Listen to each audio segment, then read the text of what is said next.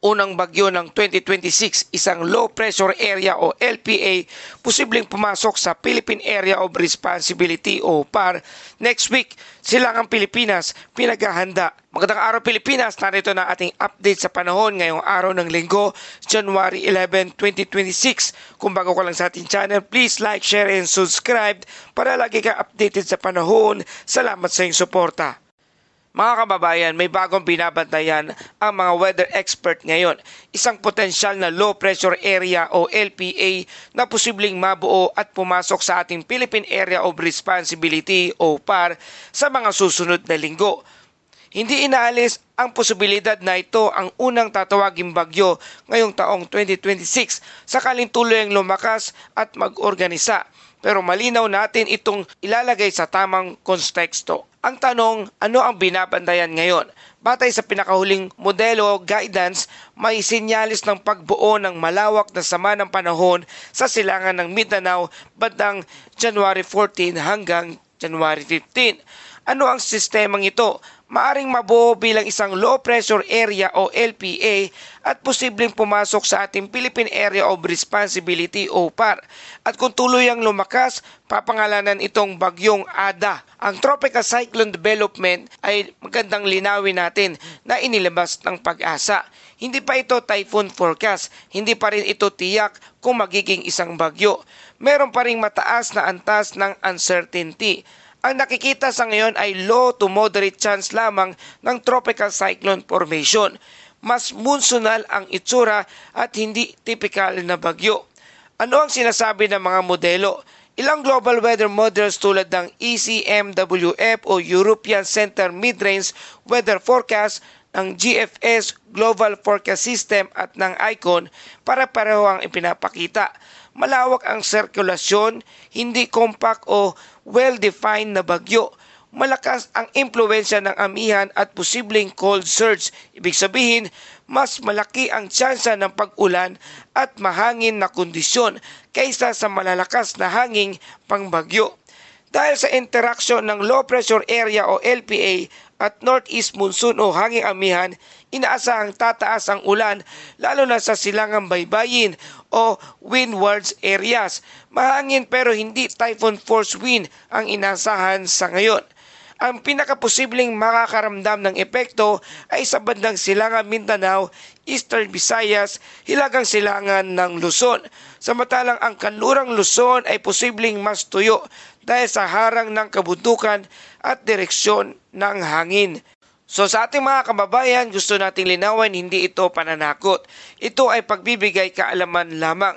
Normal sa climatology na kahit Enero ay may nabubuong low pressure area o LPA, monsoonal system o kaya weather disturbances.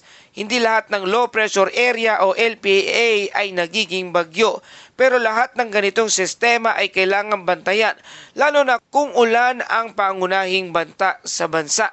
Kaya naman patuloy tayong nagpapaalala para sa ating safety reminders, bantayan ang flash flood at landslide, lalo na sa silangan, maging alerto ang mga mangingisda sa mahangin at maalon na karagatan at sumabaybay lamang sa opisyal na verified weather updates. Sa ating mga kababayan, sa ngayon, tatlong magkaibang weather system ang patuloy na nakakaapekto sa ating bansa. Una dyan ang shoreline, silangang bahagi ng Central at Southern Luzon, Northeast monsoon o hanging amihan at natitirang bahagi ng Luzon, easterlies sa bandang Visayas at Mindanao naman. Ang kombinasyong ito ang dahilan kung bakit hindi pantay ang ulan, ngunit may mga lugar na makakaranas ng biglaang malalakas na pagbuhos ng ulan. Narito ang mga lugar na may mas mataas na panganib ng ulan. Moderate hanggang minsang malalakas na pag-ulan sa lugar ng Cagayan, Isabela, Quirino, Aurora, Quezon, Rizal at Laguna.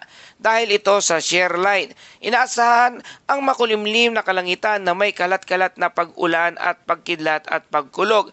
Posibleng flash flood at landslide na makakaranas sa mga lugar na ito. Sa lugar ng Visayas, Bicol Region, Marinduque, Romblon, Dinagat Island, Surigao del Norte, apektado ng easterlies. May banta rin ng pagbaha at pagguho ng lupa lalo na sa mga coastal at kabundukan.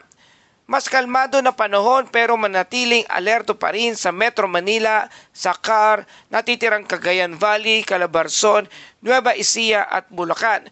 Dulot ito ng hanging amihan. Makulimlim na langit na may mahinang pag-ulan. Walang inasahang malaking epekto sa mga lugar na iyan.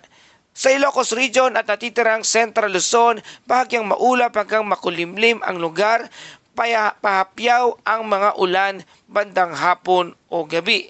At dako naman tayo sa karagatan at hangin, babala sa mga mangingisda sa Northern Luzon at silangang Central Luzon. Ang hangin ay katamtaman hanggang malakas mula sa northeast. Ang alon ay katamtaman hanggang maalong dagat mula 2.5 hanggang 4 meters ang taas. Mapanganib para sa maliliit na sasakyang pandagat. Sa natitirang Luzon at silangang Visayas at Mindanao, ang alon ay 1.5 hanggang 2.8 metro ang taas, katamtaman hanggang maalong dagat mo lamang. At sa ibang bahagi ng bansa, bahagya hanggang katamtaman lamang ang pag-alon. Para sa ating temperatura, pinakamababang temperatura na itala bandang alas 6:30 ng umaga, 22.9 degrees Celsius. At ang pinakamataas naman na itala bandang alas 11 ng tanghali, 29.8 degree Celsius. Ibig sabihin, maalisangan sa tanghali, mas malamig naman sa umaga at gabi. At para sa ating astronomical info sa Metro Manila, ang araw ay sisikat mamayang alas 6:24 ng umaga at lulubog naman ito bandang alas 5:43 ng hapon. Sa mga kababayan, kahit hindi bagyo ang nararanasan, ang shoreline at easterlies ay kilala sa biglang pagbuhos ng ulan. Kaya patuloy tayong huwag maging kampante, bantayan ang mga ilog at bulubundukin, lagi makinig sa lokal na abiso ng pamahalaan. At dako naman tayo sa ating Bible verse of the day mula sa Kawikaan, chapter 22, verse 3, ang taong maalam ay umiiwas kung may panganib.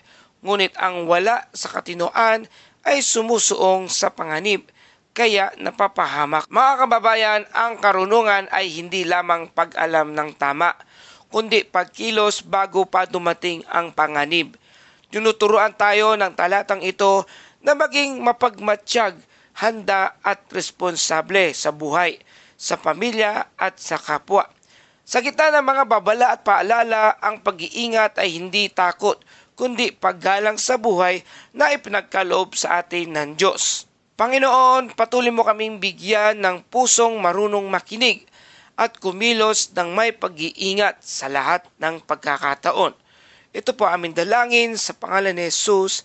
Amen. Mga kababayan, maraming salamat sa inyong patuloy na pagtutok at pagsuporta dito sa ating channel. Kung nagustuhan nyo ang balitang ito, please like, share, and subscribe para lagi kayong updated sa panahon. Salamat sa iyong suporta. Ito ang Pilipinas weather ngayon na lagi nagpapaalala, maging handa, maging ligtas, mag-alerto. Ingat tayong lahat.